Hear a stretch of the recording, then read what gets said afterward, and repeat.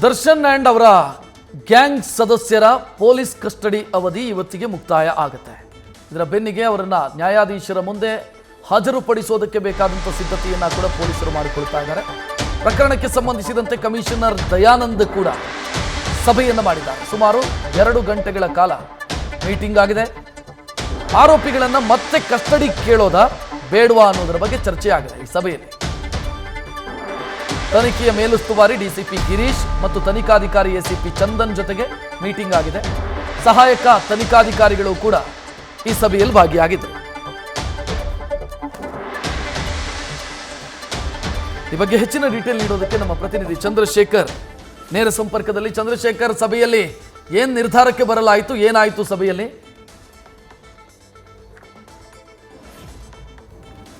ರಕ್ಷತ್, ಏನು ಈ ಒಂದು ಪ್ರಕರಣವನ್ನ ಎಷ್ಟು ತೀವ್ರವಾಗಿ ಅಥವಾ ಎಷ್ಟು ಗಂಭೀರವಾಗಿ ಪರಿಗಣಿಸಿದ್ದಾರೆ ಪೊಲೀಸರು ಅನ್ನೋದಕ್ಕೆ ಸಾಕ್ಷಿ ಏನಂತಂದ್ರೆ, ಖುದ್ದು ಕಮಿಷನರ್ ಈಗ ಪೊಲೀಸ್ ಠಾಣೆಗೆ ಬಂದು ಇಲ್ಲೇ ಅಂದ್ರೆ ಆರೋಪಿಗಳ ಒಂದು ಕಸ್ಟಡಿಯಲ್ಲಿ ಇರಬೇಕಾದ್ರೆ ಅವರು ಮಾಡಿದ್ದಂತಹ ಅಂದ್ರೆ ತನಿಖಾಧಿಕಾರಿಗಳು ಮಾಡಿರುವಂತಹ ಎಲ್ಲಾ ತನಿಖಾ ವರದಿಗಳನ್ನ ಖುದ್ದು ಪೊಲೀಸ್ ಕಮಿಷನರ್ ವರದಿಯನ್ನ ಪಡ್ಕೊಂಡು ಎಲ್ಲಾ ತನಿಖಾಧಿಕಾರಿಗಳ ಜೊತೆಗೆ ಸಭೆ ನಡೆಸಿ ಇದುವರೆಗೂ ಆಗಿರುವಂತಹ ಏನು ತನಿಖೆಯಲ್ಲಿ ಬಯಲಾಗಿರುವಂತಹ ಸಾಕ್ಷಿಗಳೇನು ಮತ್ತೆ ಆರೋಪಿಗಳ ಹೇಳಿಕೆ ಏನು ಅಥವಾ ಆರೋಪಿಗಳು ವಿಚಾರಣೆ ವೇಳೆ ಯಾವೆಲ್ಲ ಉತ್ತರವನ್ನ ಕೊಟ್ಟಿದ್ದಾರೆ, ಈ ಎಲ್ಲಾ ರೀತಿಯಾದಂತಹ ಒಂದು ಏನು ಮಾಹಿತಿಯನ್ನ ಖುದ್ದು ಕಮಿಷನರ್ ಪಡೆದುಕೊಂಡು ಅದಾದ ನಂತರ ಮುಂದಿನ ನಡೆ ಯಾವ ರೀತಿಯಾಗಿ ಇರಬೇಕು ಅನ್ನೋದರ ಬಗ್ಗೆ ಕೂಡ ರೂಪರೇಷೆಗಳ ಬಗ್ಗೆ ಚರ್ಚೆಯನ್ನ ಮಾಡ್ತಾ ಇರುವಂತಹದ್ದು.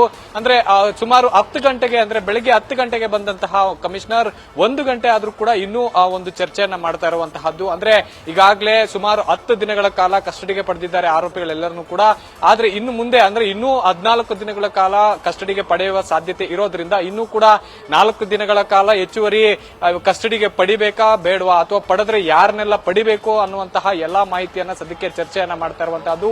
ಇನ್ನು ತನಿಖಾಧಿಕಾರಿಗಳಾಗಿರುವಂತಹ ಡಿಸಿಪಿ ಗಿರೀಶ್ ಜೊತೆಗೆ ಎಸಿಪಿ ಚಂದನ್ ಜೊತೆಗೆ ಸುಮಾರು 10 ಜನ ಇನ್ಸ್ಪೆಕ್ಟರ್ಗಳ ಜೊತೆ ಏನು ಕಮಿಷನರ್ ಈಗಾಗಲೇ ಒಂದು ಚರ್ಚೆಯನ್ನ ಮಾಡ್ತಾ ಇದ್ದಾರೆ. ಈ ಚರ್ಚೆಯಲ್ಲಿ ಈಗ ನಿರ್ಧಾರ ಆಗುತ್ತೆ. 3 ಗಂಟೆ ಒಳಗಡೆ ಒಂದು ಚರ್ಚೆ ಮಾಡಿ ಒಂದು ನಿರ್ಧಾರ ಕೈಗೊಳ್ತಾರೆ. ಮುಂದಿನ 4 ದಿನಗಳ ಕಾಲ ಆರೋಪಿಗಳನ್ನ ಕಸ್ಟಡಿಗೆ ತೆಗೆದುಕೊಳ್ಬೇಕಾ ಅಥವಾ ಜೇಸಿಗೆ ಬಿಡಬೇಕಾ ಅನ್ನುವಂತಹ ಒಂದು ಚರ್ಚೆಯನ್ನ ಮಾಡಿ ಅದಾದ ನಂತರ ಒಂದು ರಿಪೋರ್ಟ್ ಅನ್ನ ಅಂದ್ರೆ ರಿಮೈಂಡ್ ಕಾಪಿಯನ್ನು ತಯಾರು ಮಾಡಿ ಅದಾದ ನಂತರ ನ್ಯಾಯಾಧೀಶರ ಮುಂದೆ ಅದನ್ನ ಪ್ರೊಡ್ಯೂಸ್ ಮಾಡಿ ಪಿಪಿ ಮುಖಾಂತರ ಎಸ್ಪಿಪಿ ಮುಖಾಂತರ ಅದನ್ನ ನ್ಯಾಯಾಧೀಶರ ಮುಂದೆ ಹೇಳಿಸ್ತಾರೆ. ಅಂದ್ರೆ ನಮಗೆ ಇನ್ನೂ ಹೆಚ್ಚುವರಿ 4 ದಿನ ಕಸ್ಟಡಿಗೆ ಬೇಕಾಗಿದ್ದಾರೆ ಅಂದ್ರೆ ಕಸ್ಟಡಿಗೆ ಕೇಳ್ತಾರೆ ಅಥವಾ ಇದುವರೆಗೂ ಮಾಡಿರುವಂತಹ ಎಲ್ಲಾ ತನಿಖೆಯಲ್ಲಿ ಇಷ್ಟು ಅಂದ್ರೆ ಯಾವ ರೀತಿಯಾದಂತಹ ಸಾಕ್ಷಿಗಳು ನಮಗೆ ಸಿಕ್ಕಿದೆ, ಈ ಹಿನ್ನೆಲೆಯಲ್ಲಿ ನಮಗೆ ಕಸ್ಟಡಿ ಬೇಡ ಅನ್ನುವಂತಹ ಒಂದು ಅಂದ್ರೆ ನ್ಯಾಯಾಲಯದ ಬಂಧನಕ್ಕೆ ಕೊಡಿ ಅನ್ನುವಂತಹ ಮಾಹಿತಿಯನ್ನು ಕೂಡ ನ್ಯಾಯಾಧೀಶರ ಮುಂದೆ ಹೇಳುವಂತಹ ಸಾಧ್ಯತೆ ಇದೆ. ಈ ಹಿನ್ನೆಲೆಯಲ್ಲಿ ಈ ಒಂದು ಸಭೆ ಸಾಕಷ್ಟು ಮಹತ್ವ ಅಂತಾನೆ ಹೇಳ್ಬೋದು.